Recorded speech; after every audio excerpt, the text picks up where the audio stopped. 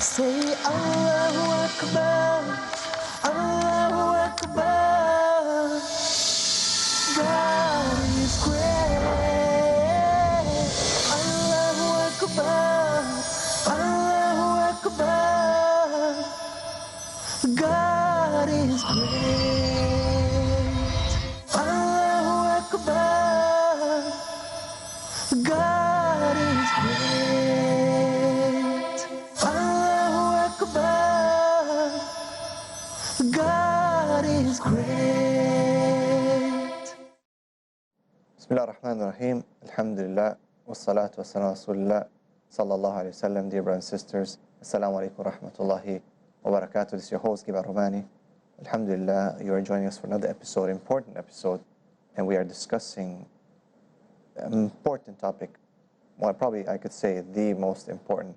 This is the speech of Allah subhanahu wa ta'ala, the Qur'an. And in our previous episode, we talked about the meaning of the Qur'an. We talked about the importance of tadabbur and tafakkur and pondering over the Qur'an. I think we need to develop a bit more on this specifically, because this is, as we said, the keys to the locks, inshallah, that our hearts will not be locked, bi'idhnillah. But before I get into that, this tadabbur, I wanted to, for us to comment on the importance of the Arabic language when it comes to the Qur'an. If you don't mind, inshallah, Sheikh Ahmed, if you can start. Bismillahir Rahmanir Rahim. Alhamdulillahi Rabbil Alameen. وصلوات الله وسلامه على سيد الأنبياء والمرسلين نبينا محمد وعلى آله وأصحابه ومن تبعهم بإحسان إلى يوم الدين وبعد. Obviously, Arabic is the language of the glorious Qur'an. And therefore, if you want to recite the glorious Qur'an correctly, you have to learn how to pronounce it in its original language and tongue, and that is Arabic. You don't have to learn Arabic per se, meaning you can communicate with Arabic, go to people, lecture in Arabic. That's not the idea. The idea is when you recite the glorious Qur'an, at least read it correctly, and if you can't understand the meaning, that would be right, because the miraculous nature of the glorious Qur'an was because it was revealed in Arabic. And Allah subhanahu wa ta'ala challenged the Arabs, who were very, very eloquent, and they had the highest standards of rhetoric at their own time. And he first said, bring a book like it, if you can. They were not able to do any of that. As a challenge. As a challenge, of course. And then he said, how about 10 surahs? Would you be able to produce 10 surahs? Nobody stood up for the challenge. Then he said, bring a surah like it. Then no one stood up to the challenge.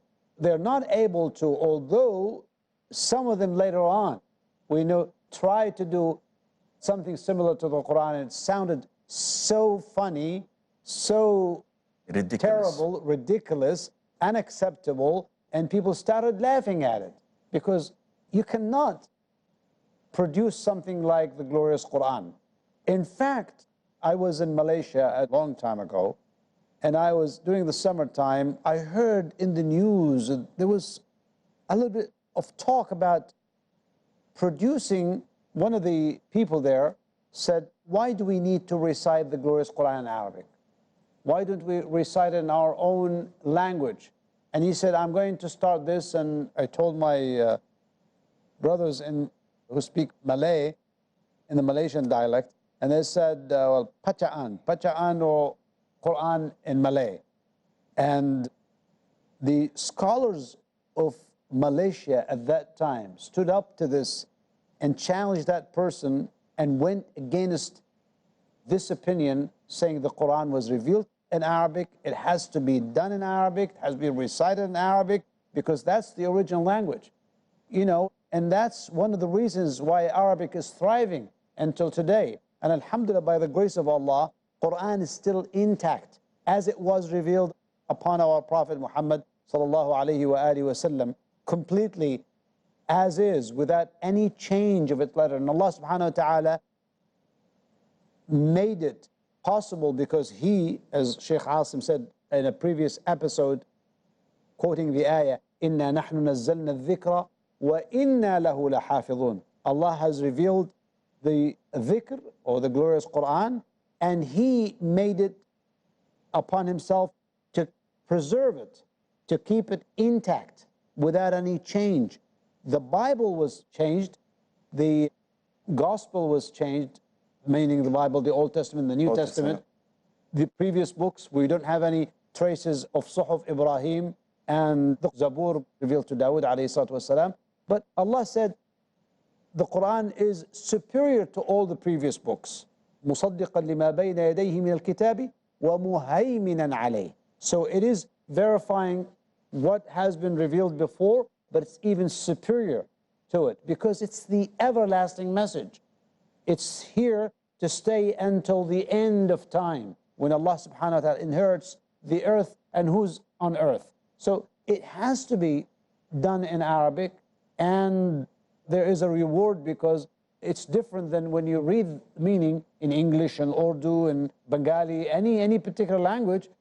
That's no problem to read the meaning of the verses, but if you want to get the reward for reciting the glorious Quran, you have to recite it in its original language, which is Arabic. Not only that, Arabic is important because when you read the translation, you're depending on the understanding of the person who translated. So you're not taking it directly from the source.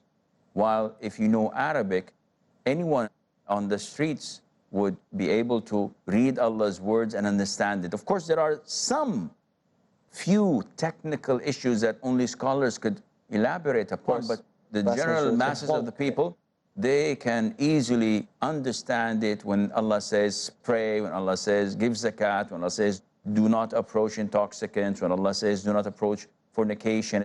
It's a clear message to all. MashaAllah. Sheikh Salim, anything to add to this? The importance of Arabic? Yeah, alhamdulillah. First, Allah revealed it in the mother tongue, بِلِسَانٍ عَرَبِيٍّ مُبِينٍ. So Allah sent this Quran in the Arabic tongue. And that is the key to understand the Quran profoundly. Otherwise, the knowledge will remain superficial. The Arabic language is so rich. Just give one example. The ba, the letter ba, it has more than 18 meanings. And as Ibn Malik said, بِالْبَسْتَعِنْ عَدِّي عَوِّضْ فَلْصِقِي بِمِثْلِ مَا وَمِنْ وَعَنْ بِهَنْطِقِي. Okay? MashaAllah. It's an alfiyah. And the alfiyah. بِالْبَسْتَعِنْ, that the ba comes for seeking assistance. Assistant, refuge. It's after the word istain. The ba. Yeah. بِالْبَسْتَعِنْ. Also, بِالْبَسْتَعِنْ عَدِّي. It makes the verb which is intransitive, transitive. See, ذهب is not transitive verb. So that's why the ba comes, ذهب الله بنورهم. See the ba why it came? Because the verb is not transitive, so it needs this ba to make it transitive. عدي, make it متعدي. Yeah. بالبستعد عدي عوض. It comes for substitution. What does it mean? اشتريت الكتاب بدرهم, and I bought the book بدرهم. So the ba actually is for the price, the substitute of the book. عدي عوض فانطقي ومثل ما. Ba also comes, and so, see? Right. So in the Quran, the deviant sects, for example, the Mu'tazila, they saying Allah subhanahu wa ta'ala on the day of resurrection when he said, ادخلوا الجنة بما كنتم تعملون. So we should not be grateful to Allah. Why should we?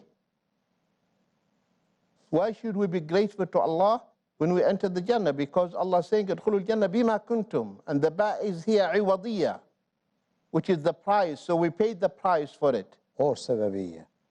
When it is only sababiyya here. This is also another meaning.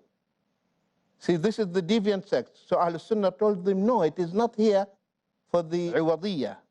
It is here sababiyya, causative, for the cause. The other deviant sects, the murji'ah, they said the a'mal and the actions are not part of the iman.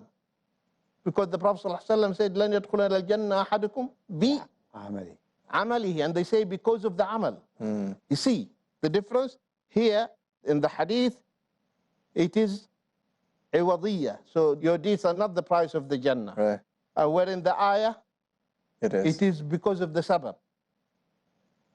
See where the deviant sects they can, and Ahlul Sunnah always, Allah subhanahu wa ta'ala guided them to the most straight path. And the reasons for this deviation is the weakness in understanding the the Arabic. Language. And I want to add Absolutely. something here, which is a bit, myself, I am a revert or a convert or whatever they call it. But when we look in the history of Islam, that some of the deviations and the problems started from converts who did not understood Arabic properly, did not hold the proper, understanding of the Arabic language. And this was, if you look throughout, and it was always some of the people who entered Islam and who embraced Islam, but because they didn't have the proper knowledge of the Arabic language, they made any mistakes, even when it comes to the qira'at and the ahruf. And we know some of the people in Russia, and when they embraced Islam, they started arguing about the recitation. And I think it was Hudayfa ibn Yaman who heard them reciting and saying like, إِنَّمَا يَخْشَى اللَّهُ مِنْ عِبَادِهِ عُلَمَاء, as opposed to saying إِنَّمَا يَخْشَى اللَّهَ مِنْ عِبَادِهِ عُلَمَاء, which is very slight. The meaning is totally But different. it's a very slight, very subtle change, but it's the meaning is just totally different. 180 degrees. 180, whoever, that indeed those who fear Allah indeed are the ulama. And if you change it, Allah is afraid of the ulama. This is something that... Sheikh Abu Ishaq al-Huwaini, he studied the Spanish language. And he picked the Qur'an in Spanish. And he checked the ayah, هُنَّ لِبَاسٌ لَكُمْ وَأَنْتُمْ لِبَاسٌ لَهُنْ, how he translated it. And it was translated by a professor. Said, هُنَّ بَنَاطِيل, they are your pantaloons and you are their pantaloons. Subhanallah. Trousers. Allahu Akbar. That's how he translated it. May Allah protect us. We're going to take a short break. Inshallah, we'll be right back talking about the Qur'an. God is great. Assalamu alaikum wa rahmatullahi wa barakatuh. Welcome back. You are watching Peace TV, and we are talking about the speech of Allah subhanahu wa ta'ala, the Qur'an al-Kareem. And just before the break, we were talking about the importance of the Arabic language and how some of the deviant groups, entered deviations because of the lack of understanding or having a stronghold on the Arabic language. And if I'm correct, I believe it was Umar Khattab who used to tell people, that, to make sure that they teach the Arabic language, and even used to test people, if I'm not wrong, on certain things, and to emphasize the importance of the Arabic language. Following up with this, unless there's other comments on this, leads me to the issue of approaching the Quran from a tafsir perspective, right? As Sheikh Asim said, that the Quran is quite clear, mashallah. The majority verses are understood. Salah, Allah is, the only one who should be worshipped. That, we should pay zakah and pray and be kindful and dutiful to our parents, dutiful to our neighbors. This is just, subhanAllah, and very clear. But however, there's some things that require a level of expertise, like in anything, You can't have someone, everyone knows that if your head hurts, you need to take some Tylenol or some Panadol or whatever it takes, right? But not everyone can, do a brain surgery, right? This is something that requires studies, it requires time, it requires effort, and requires someone, an expert, So, how do as a Muslim approach the tafsir, Sheikh Hassan? Tafsir is different schools. So there is a tafsir of al-athar and tafsir of al-ra'i, a school that interprets the Quran based on the interpretation of the righteous predecessors of the Prophet ﷺ, the companions, the tabi'een, and tabi'at tabi'een.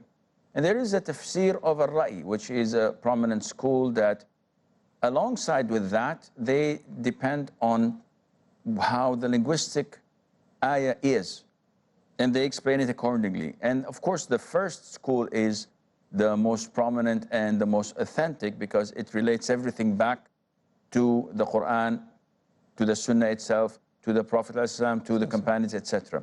Now, without going into details, because this is a vast science, ulum al-Quran, and deals with a lot of things. Among them is tafsir. When we talk about individuals how to understand the book of Allah Azza wa Jal, or how to deal in the first place with the book of Allah. No. First of all, the basics, or the basic minimum, is that you assign a portion of the Qur'an, like Sheikh Ahmed said, to recite every single day. And the majority say that the minimum is 1 juz' Subhanallah. per day, as in the instruction of the Prophet ﷺ to Abdullah ibn Amr ibn al-As, when he told him that I finished the Qur'an, the whole of it, once every night. So the Prophet told him, no, make that once every month. So some scholars looked at it and said that this is the minimum.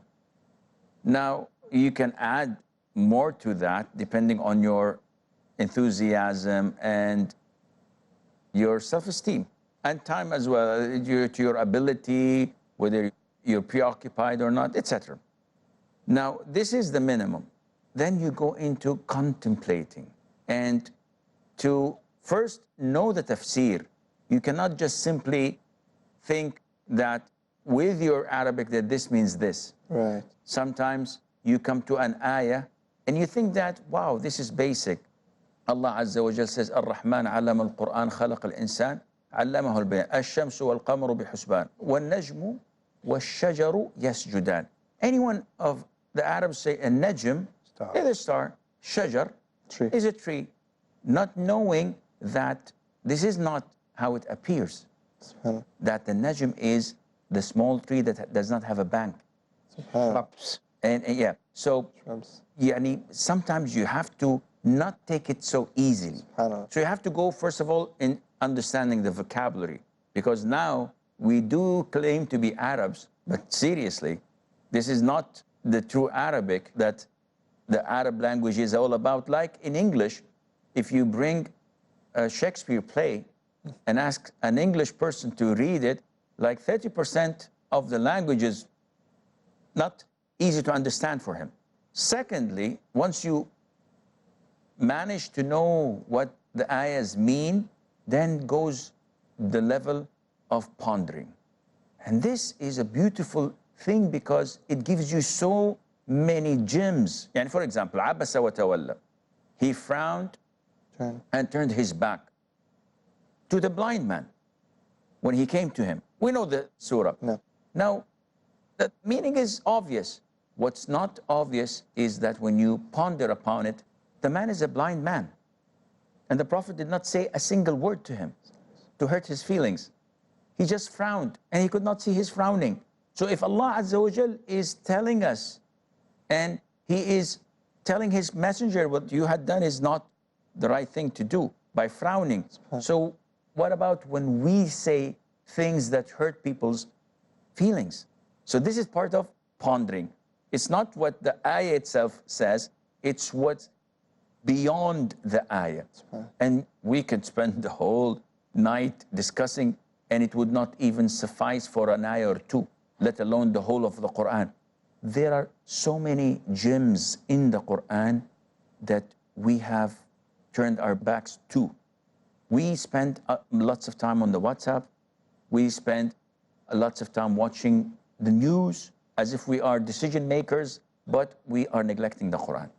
And to touch upon this, that I heard someone saying, look how much time we spend with Facebook versus the book of Allah, and just book that brightens your faith. the book that, Allah. yes, and in reality, this is a harsh reality. If every Muslim actually is to answer this sincerely and honestly, we'll find that we'll spend a lot more time with our mobiles. And if we could only carry the Quran with such a love as we do with our mobiles, I mean, what a big difference. True. I'd like to add to what Sheikh Asim stated, that we need to make sure that we have an authentic book of tafsir at our disposal, ready. And alhamdulillah, in English at least, there have been, alhamdulillah, good translations of books like Tafsir Ibn Kathir, which is a Tafsir bil-Athar. Sheikh Ibn Kathir is an imam in this field, and therefore it's a trustworthy source, and he indicates whether this hadith is reporting is because it had been served, and there are some commentaries on it in order to make sure that what the hadith inside is true or weak, sound and so on and so forth. That's one important thing. The other thing is you need, in order to understand the Qur'an, to understand the history and the context in which the Qur'an was revealed. Because without knowing the story of Abasa wa Tawalla, had you not read about the coming of Abdullah ibn Maktoum to the Prophet ﷺ, wanting to have time with him, you would not be able to understand that this ayah or this part of the surah was revealed about that incident, and it's dealing with it. It's teaching the Prophet ﷺ because he was very much concerned to talk to the very influential people of Quraysh, but then when the blind man came to him, he turned away from him because he said, please give me time. You are here with me. You're in my hand. But these people, I need to approach them with da'wah. So it was with good intent. Yet, if you understand the context, it would be very, very essential. So reading a bit of history, that's why I like the books. There's a very good book that was produced by the name of The Amazing Qur'an. And I think it was done by Sahih International, where they made a good, lengthy introduction about the Qur'an, the context in which it was revealed, the circumstances of the Arabs at that time, and the society and what was dealt with, because later on you can induce from that the treasures that Sheikh Abu al-Harith told us about, so we can always find certain things. I heard, for example, Sheikh Muhammad Salah is doing a series on the treasures of the cave, which is also taking some treasures from the Surah of Al-Kahf, the cave. So always you'll find these interesting things, and the reflection upon your reality, upon what is happening in your life and the life of the Ummah and the world at your own time. This will give you more of getting into the insight of what the Qur'an is all about. But the basics are there. They're very straightforward. Nothing there is puzzling. Certain things are, of course, dealt by the great scholars of Islam, and that you'd leave it to the next step. So you need to take it step by step until you go deep into understanding the glorious Qur'an. MashaAllah. So if we're to take a lesson home for this episode, is that each and every Muslim should interact with the Qur'an. They should ponder the ayat of the Qur'an, but they should also be careful to which extent they go. There's some limitations, and this is something very, of course, it makes sense, Danny, that we shouldn't let our minds loose. So to understand that the Qur'an has a context, and the Sunnah of the Prophet ﷺ is what guards this Qur'an, is the husn, or the fortress of the Qur'an.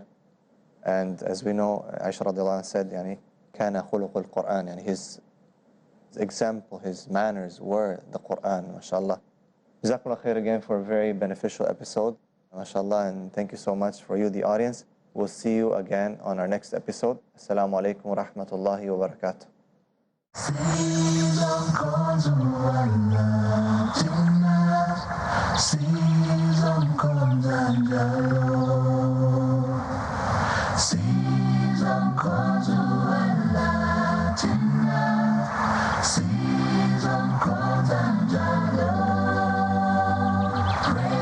When you're lonely, praise Him every day. Say Allahu Akbar, Allahu Akbar. God is great.